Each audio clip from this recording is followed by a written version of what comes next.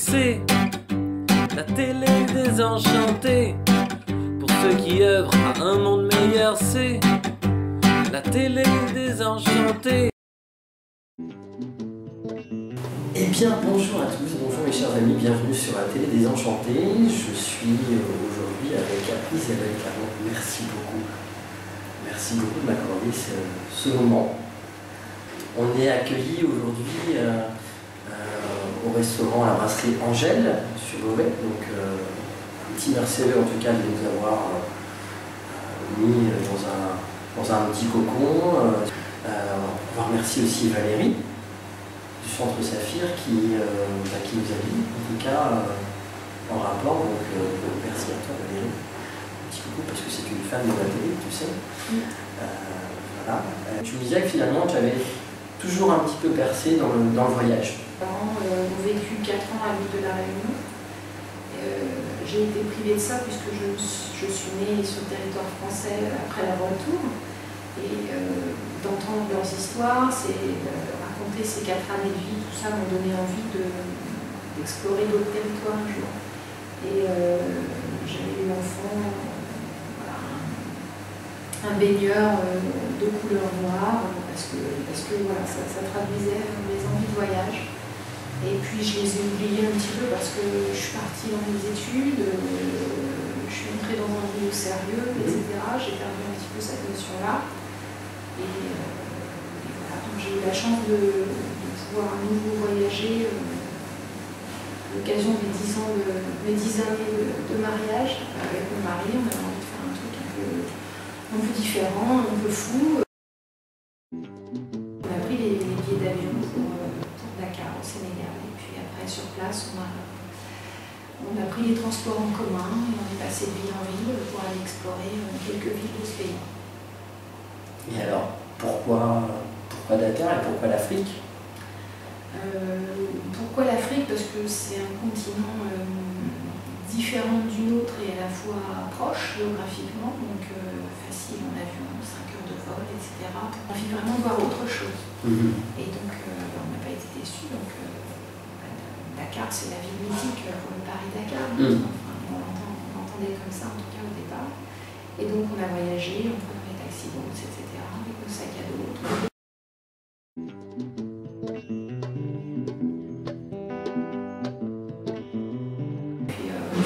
Un petit peu d'appréhension au début. Ouais, c'est ce que je voulais dire. Ouais, on s'est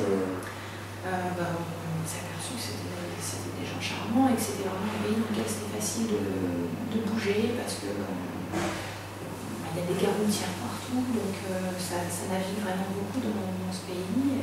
Les gens voyagent pas mal dans leur pays et donc c'est facile au prendre des transports en commun. Ils sont francophones, donc la compréhension est facile. Et puis dès qu'on était très perdu, sans l'être vraiment, ça durait 5 minutes parce qu'on avait quelqu'un qui nous abordait et qui nous proposait de nous emmener à notre destination. Donc, un accueil chaleureux. Extrêmement chaleureux. Ils sont habitués à voir des touristes, en tout cas de cette manière-là, en tout cas avec le sac à dos, avec l'aventure, avec... Non, pas trop, il y a un petit peu de jeunes routards quand même, mais on n'est pas très nombreux. Mais sinon, non, pas plus de tourisme que ça, et justement assez rarement dans les transports en commun, puisque les moyens font qu'en général les touristes peuvent bénéficier d'un peu plus de confort avec un chauffeur privé, une voiture privée, etc. C'était pas l'idée, quoi. Non, du tout. On a au contraire voulu faire les rencontres, etc. Et on s'est aperçu que prendre les transports en commun, c'était un excellent moyen de rencontrer les gens. Et puis, on voyage plusieurs heures, parce qu'on compte en kilomètres, on compte en temps, dans la mesure où les chauffeurs s'arrêtent quand ils veulent, où ils en ont envie, pour X ou Y raison. Donc il faut apprendre la patience et ça permet de lier des contacts.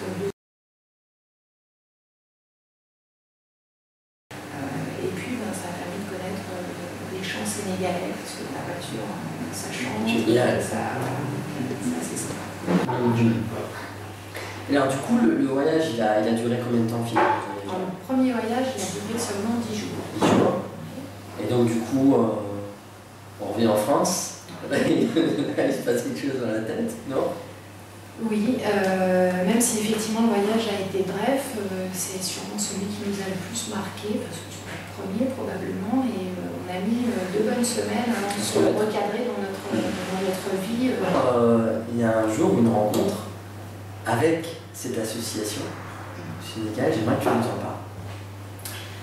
Alors, au moment du premier voyage en 2009, on s'est rapidement dit, mon mari et moi, qu'on retournerait forcément au Sénégal parce qu'on y a vraiment laissé une partie de notre cœur. On n'y a pas vécu qu'un beau voyage, on y a laissé une partie de nous-mêmes, clairement. Et donc, on y est retourné en 2013, au début d'année, avec les enfants, puisqu'ils avaient grandi, on avait envie d'en faire découvrir ce qu'on avait aimé dans ce pays-là. Et donc, on y est allé, on a vécu un super voyage, et j'ai donné envie beaucoup à mon frère de découvrir aussi le Sénégal. Mon frère qui n'a pas vraiment encore voyagé dans sa vie non plus. Et donc j'ai eu la chance de l'emmener d'aller avec lui en novembre 2013.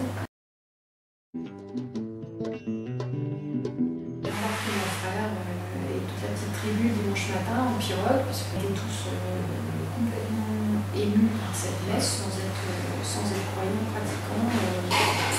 J'ai passé un moment exceptionnel de partage, j'ai vraiment senti la foi des gens, peut-être pour la première fois de ma vie, parce que ça m'est déjà arrivé d'entrer dans des églises, mais pas de ressentir ces choses-là.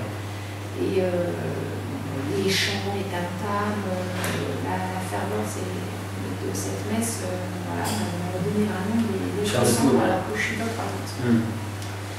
Et on a profité de cette messe pour aller découvrir le village, etc. Enfin, comme c'est facile d'entrer en communication dans ce pays, on a rapidement discuté avec les villageois, les commerçants sur le marché, etc. Et moi j'ai vraiment eu un vrai coup de cœur pour l'endroit, pour ce village. Je sais pas, c'est difficile d'expliquer pourquoi plus ce village qu'un autre, parce qu'on en avait vu d'autres de villages bien sûr. Donc c'est peut-être aussi le côté, le fait que ce soit une île, c'est un petit côté paradisiaque.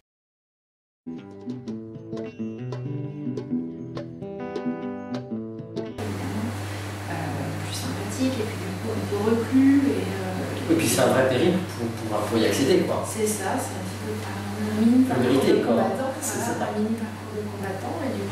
Et quand j'en suis revenue, quand je suis revenue en France, ça faisait un petit moment que l'idée me trottait d'investir dans une association pour le Sénégal, mais le Sénégal c'est grand, je ne savais pas où, etc. Et quand je suis en revenant au Maroc, je me suis dit, voilà, c'est un territoire limité, c'est facile d'améliorer un peu leurs conditions de vie, donc de participer à une association ou de créer une association. Oui, donc on a fait connaissance en fin d'année 2013 et depuis, ils étaient ravis de voir arriver un petit peu de sang neuf dans l'association. Je leur ai apporté plus d'une trentaine de parrains-marraines, puisque l'objet de l'association, c'est essentiellement du parrainage scolaire.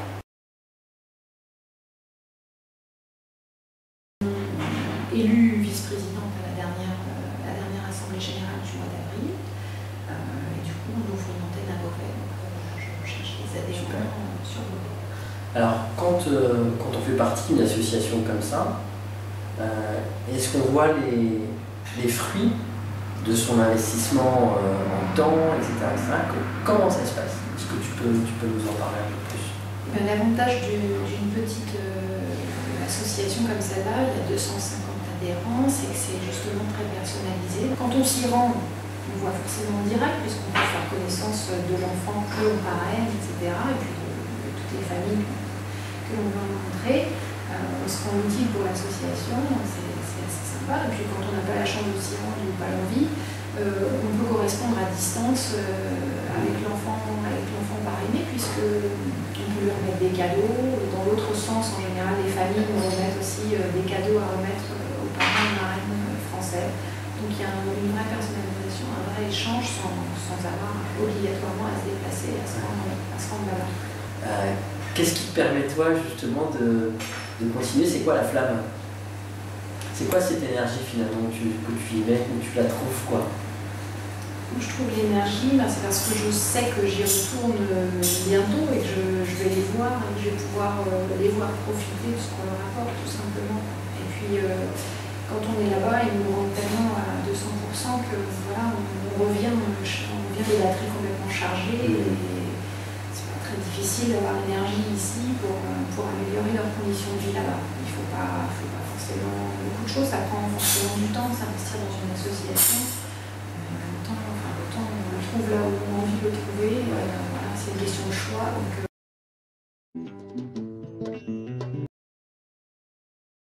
j'aime particulièrement échanger avec les Africaines parce qu'on on voit qu'on est toutes des femmes, c'est-à-dire qu'on a vraiment un tronc commun qui est important et qui est sympa à voir, même si on a des modes de vie très différents, et en même temps on a une vision aussi très différente de la vie, donc on s'échange des choses et on s'étonne mutuellement. Donc, oui, des leçons et de partage de part et d'autre, quoi. Oui, clairement, j'aime. Au Sénégal, ils mangent à peu près tous à leur faim, c'est-à-dire qu'il n'y a pas forcément ce problème alimentaire comme on peut rencontrer en Éthiopie, etc.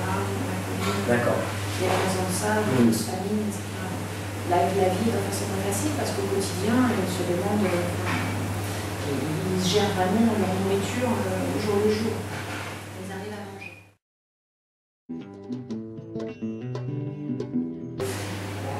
Là-bas, ils n'ont pas de montre. Le proverbe africain plus connu, c'est toi le blanc, t'as la montre mais pas le temps, j'ai le temps mais pas la montre.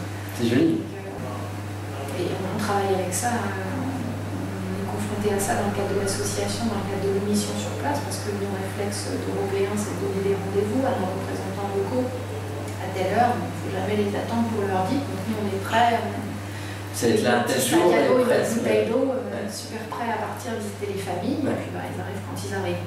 Donc les 2 premiers jours, on est un peu tendu, un peu stressé par rapport à l'heure, en se disant est-ce qu'on va pouvoir faire toutes les visites familiales qu'on a besoin de faire, et puis après on se dit est-ce qu'on a absolument besoin de toutes les faire, ces visites familiales, et puis celles qu'on ne fait pas le lundi, on fera le mardi, et puis donc on apprend à vivre un petit peu à l'africaine. Donc je pense que ça, le fait qu'ils n'aient pas la même notion d'écoulement du temps que nous contribue pas mal à leur bonheur, je pense.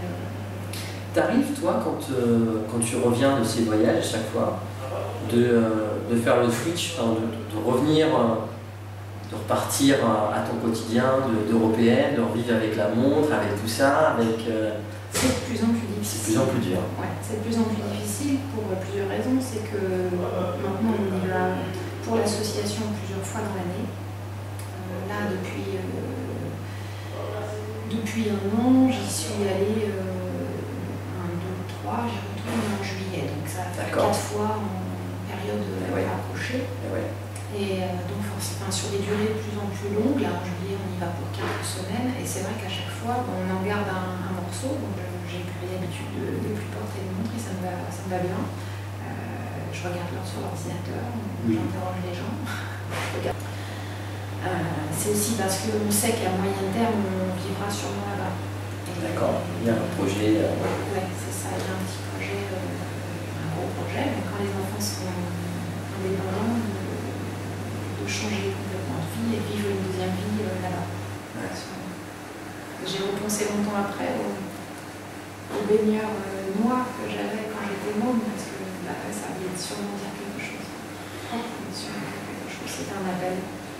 Ouais, et du coup, on a l'impression que tu t'es grandi en tout cas avec cette forme de foi qui n'est pas spécialement religieuse, qui n'est pas tout ça, mais avec quelque chose en plus sur le 43. Quoi. Oui, et puis ça aide. On est peut-être dans un pays où les gens se regardent un peu trop eux-mêmes, et donc voyager, je crois que ça laisse les yeux ouverts sur tout ce dont on a la chance de profiter ici. Et puis sur l'envie de partage avec d'autres personnes très différentes. Si on accepte de revenir à des valeurs plus simples et à des pensées plus rapprochées de la nature et de la vie concrète que à la prochaine émission de télé-réalité. Belle leçon de vie. Quel beau voyage aussi. Le message que j'ai envie de donner, c'est de rester ouvert quoi. Donc, même si on ne sort pas de Beauvais, on peut voyager. Alors, nous, on a eu la chance de faire cette pause aujourd'hui. Moi, j'ai beaucoup appris. J'ai passé un bon moment aussi. J'espère que toi aussi. Voilà, c'était vraiment très sympa. J'espère qu'on aura l'occasion de vous faire partager encore de belles histoires, que ce soit au Sénégal ou ailleurs.